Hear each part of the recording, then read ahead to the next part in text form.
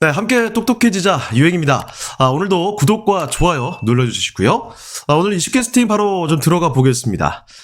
요새 국내에서 가장 핫했던 이슈는 뭐니 해도 역시 대선입니다. 글로벌하게는 우크라이나 전쟁 이겠지만서도 역시 대선이죠, 국내에서는. 그런데 이 대선 끝나고 아니죠. 사실 이 대선 전부터 가장 많이 언급이 되던 정책 분야가 좀 있는데요. 여러분 잘 아시다시피 부동산입니다. 네, 부동산. 윤석열 대통령 당선인의 부동산 관련 공약들에 대한 기대감. 이 앞으로 정책 변화에 대한 기대감에 따라서 증권가에서는, 증시에서는 건설 관련주들도 바쁘게 움직이고 그랬었죠. 자, 오늘은 증시나 암호화폐가 아니라 사실 이 부동산 쪽으로 초점을 좀 맞춰보도록 할 텐데, 윤 당선인의 대표적인 부동산 관련 공약들, 잠깐 좀 돌이켜보도록 하죠. 첫 번째, 가장 대표적인 공약은 이거였습니다. 민간 위주의 부동산 공급을 확대하겠다라는 정책이었죠. 250만 호 이렇게 이야기를 했었고, 그리고 또 두 번째로 이 세금 완화에 대한 공약인데요. 전 정권에서 부동산 관련 세금을 워낙 또 강화했던 흐름을 보였었기 때문에 이에 대한 반발 심리들도 제법 있고 했었죠.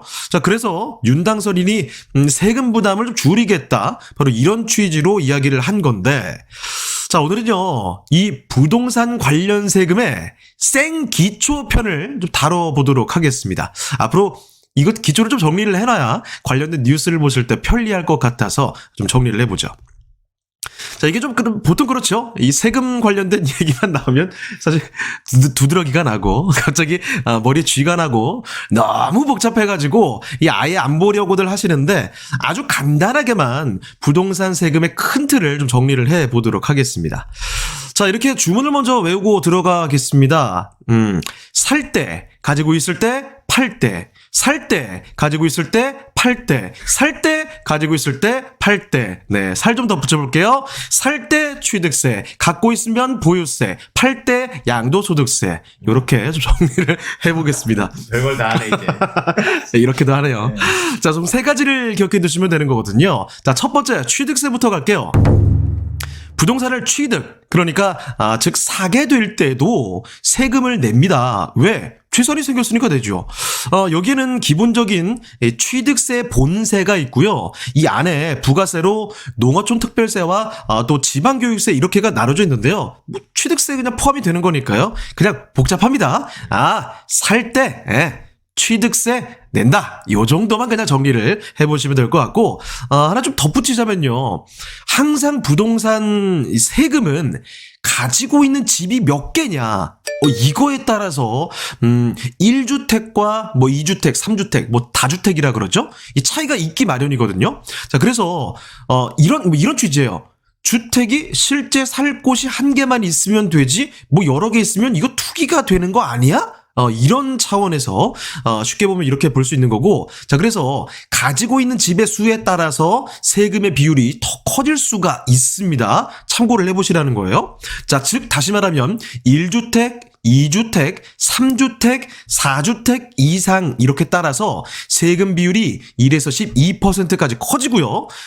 집이 있는 그 지역 자체가 많이 들어보셨을 텐데, 조정 대상 지역이냐 아니면 비조정 대상 지역이냐 이런 거에 따라서도 달라지기도 합니다. 참고만 해보시고요. 자, 두 번째, 보유세입니다. 부동산을 가지고 있는 동안 정기적으로 내야 되는 세금이 있습니다. 1번 재산세, 2번 종합부동산세, 네, 이렇게 종부세라고 하죠. 이것도 주문을 한번 외워보도록 할게요. 보유세는 재산세와 종부세, 보유세는 재산세와 종부세, 재산세와 종부세. 아니, 이거 좀 외워놔야 우리가 앞으로 다른 뉴스 이해할 때 편하단 말이에요. 자, 세금 공부해보신 분들은 사실 그리고 또 다들 아실 텐데, 기본적으로 세금의 종류가요, 지방세와 국세, 이렇게 좀 나뉘게 되거든요. 자, 그렇게 구별해봤을 때 첫 번째인 재산세는 지방세의 일종이에요. 자, 그래서 이거는 재산세라는 거는 여러분 집이든 땅이든 비행기든 재산이 될 만한 걸 뭐든지 갖고 있으면 누구나 내는 게 재산세입니다. 언제 내냐고요? 이게 기준이 매년 6월 1일 기준이에요. 자, 그래서 그때 특정 재산을 갖고 있으면 세금이 나옵니다. 당연히 부동산을 갖고 있는 사람도 여기에 해당이 된다는 얘기고요. 자, 2번 재산세는 뭐 당연히 내는 거고, 여기에 그중에서도 집이나 땅에서 좀 비싼 거를 갖고 있으면 종합부동산세라는 것도 추가로 내야 되는 겁니다. 참고로 이 종부세, 종합부동산세는 국세의 한 종류고요. 자, 기준을 잘 알아두셔야 되는데, 공시가격 기준으로 9억 원을 초과하게 되면 바로 이때 종부세를 냅니다. 그러니까 이 9억 원이라는 숫자가 아주 상징적이라는 점, 9억 원이 약간 부의 상징적인 기준처럼 보인다는 것을 꼭 기억을 해두시고요. 참고로 이 공시가격이라는 거는 실제 우리가 사고 판 그 가격 말고요. 그 세금 부과할 때 기준으로 삼으려고 그 나라에서 조사해서 매긴 가격이에요. 매년 1월 1일 기준으로 부과되는 건데 참고만 해보시고요. 자, 이 보유세의 납부는요. 재산세는 7월과 9월에 하게 되고 종부세는 12월에 하게 됩니다. 자, 그래서 실제로 재산세 6월 1일 기준이라고 말씀드렸는데, 그때라든지 재산세를 납부해야 되는 7월과 9월, 그리고 종부세를 납부해야 되는 12월, 이렇게 이 특정 시기가 되면 저 세금 관련된 얘기들이 뉴스에 나오게 됩니다. 시기도 기억을 해두시고요. 자, 세 번째 양도소득세입니다. 부동산을 팔 때 그래서 수익을 좀 얻게 되니까, 그래서 소득을 얻게 되니까 부과되는 세금이라고 보시면 되는데, 두 가지입니다. 첫째, 그냥 양도세. 두 번째, 지방소득세. 그래서 이걸 합쳐서 양도소득세라고 합쳐 부르는 거고요. 양도소득세를 보실 때는 일단 이 보유기간이라는 게 좀 중요하거든요. 집을 얼마 갖고 있지도 않았는데 바로 팔아버린다?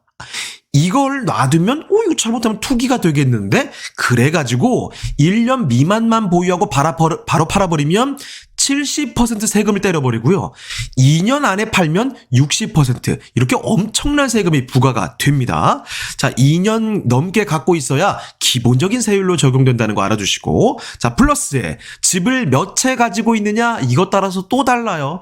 2주택이나 3주택, 그러니까 이 다주택인 경우에는 세금을 더 냅니다. 2020년 70 대책 이후에 조정 대상 지역에서 2주택자는 기본 세율의 플러스 20%, 3주택자는 플러스 30% 엄청나게 세율을 때린다는 거 기억을 해두시고요.